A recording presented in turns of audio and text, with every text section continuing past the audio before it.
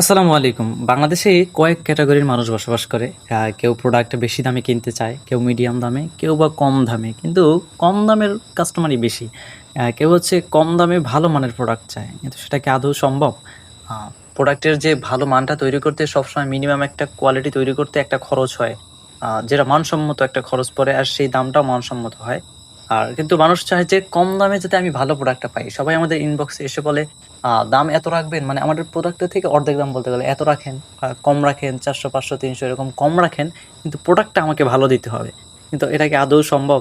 আপনি একটা জিনিস চিন্তা করেন, ব্র্যান্ডের কোনো প্রোডাক্ট ভালো দামে কিনতে গেলে, ভালো একটা প্রোডাক্ট কিনতে গেলে সেটা কি কম দামে কখনোই সম্ভব হয়? আমাদের এই যে ঘি, এটা তৈরি করতে ভালো ঘি তৈরি করতে যে কস্টিংটা হয়ে থাকে, তারপর আমাদের প্রফিট খরচ এগুলো মিলিয়ে যে দামটা ধরা হয়, সেটা হচ্ছে সর্বনিম্ন প্রফিট রেখে ধরা হয়। সেখানে যদি আপনারা কম দামে চান, সেটা কি আদৌ কখনো দেওয়া সম্ভব?